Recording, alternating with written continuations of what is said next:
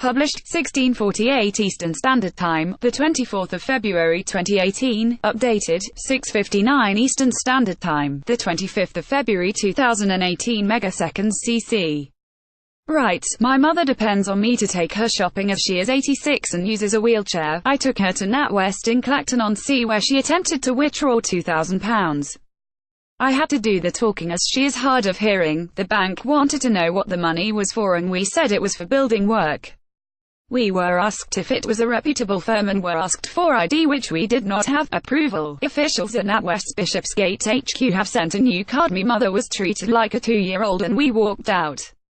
I made a complaint to NatWest and 2 weeks later we were shopping in St Albans and went to NatWest there. The branch had notes on its computer about me trying to obtain money from my mother. Staff refused a witrawal, took away our debit card and called the police.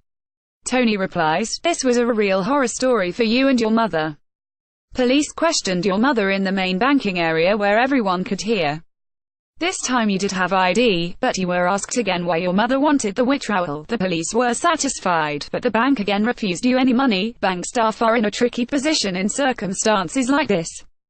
If they suspect someone, perhaps a relative or a carer, is trying to get access to an elderly customer's savings, they want to do the right thing and intervene, NatWest told me. Our staff are trained to ask questions to help prevent a customer becoming the victim of a fraud. I asked officials at the bank's head office to look into what you told me. After reconsidering, they have issued a new debit card to your mother and given the green light for the witrawal. Con. Top mail share wanted one reader to pay £35 to join a scheme putting leaflets in envelope. Scheme is stuff and nonsense. N. Right, I sent for details of a scheme about working from home.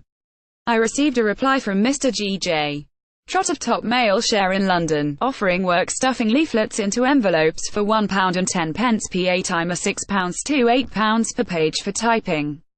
I sent £35 to join the scheme but was sent no work, and when I asked for a refund I received nothing. Tony replies, "As soon as I saw your letter, the details ed horribly familiar. From about 2000 until 2009, I received regular complaints about a conman named Ibrahim Shevket who ran a scheme called Top Star Mail Share.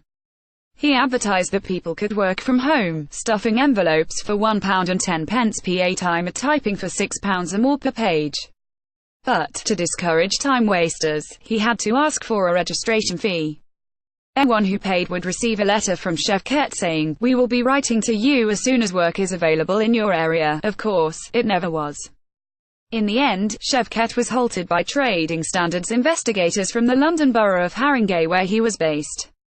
In the first case of its kind anywhere in the country against a homeworking scam, they used the Enterprise Act 2002 to order Shevket to stop breaching customers' rights by using misleading advertising claims. The order was legally binding, so if Shevket carried on conning he could be held before a judge for contempt of court. Mrs. J.S.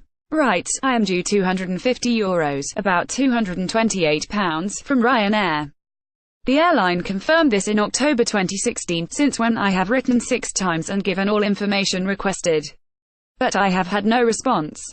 Tony replies, "You were booked on a Ryanair flight from Porto to London Stansted as long ago as June 2016, but the flight was badly delayed because of a fault with the aircraft. Ryanair confirmed you were due compensation of €250 and asked for your bank details. Fault: it took 20 months from the Ryanair flight for the refund to land. You have told me you supplied everything Ryanair requested, but when I contacted it the airline claimed it had not received the information about your bank account. Rather than go back and forth with further emails, Ryanair has sensibly now sent you a check for the £228. So, what does all this have to do with Top Mail Share and your missing £35? Well, the offer you received was almost a word-for-word copy of the false mail shots issued by Ibrahim Shevket. It promised to deliver hundreds of leaflets and envelopes to your door. All you had to do was stuff the leaflets into envelopes and address them from a list provided, and a driver would collect them and pay you in cash. The whole scheme was run from an address in Haringey in North London, Ibrahim Shevket's old patch. But this is where things get murky. Shevket moved away years ago, so for the past several weeks I have been working with the local trading standards department to investigate this copycat scam.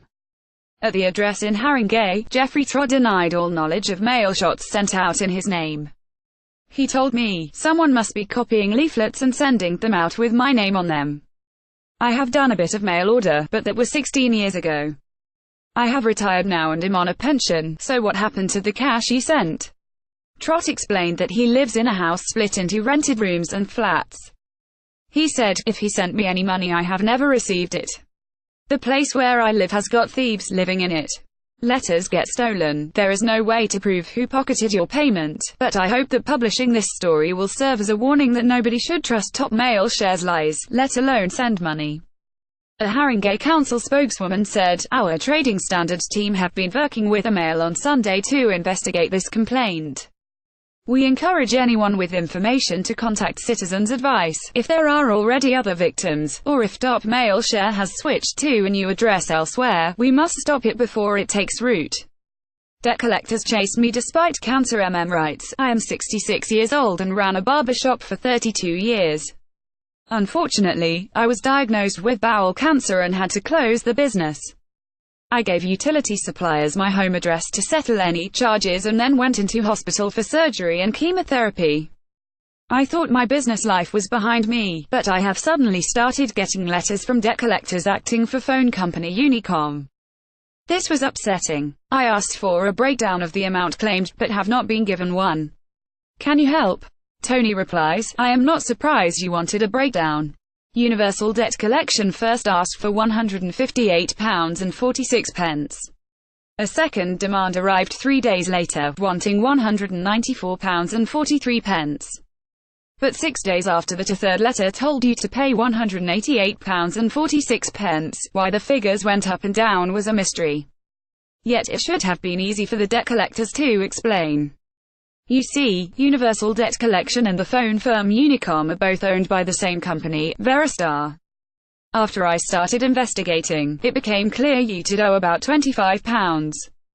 You thought you paid the last phone bill when you closed your business bank account, but there was one more in the pipeline. I contacted Veristar's chief executive Christopher Earle for an explanation of the rest of the demand, and it turned out that Unicom had not received the letter you sent to cancel the phone line. The company assumed you were simply a debtor.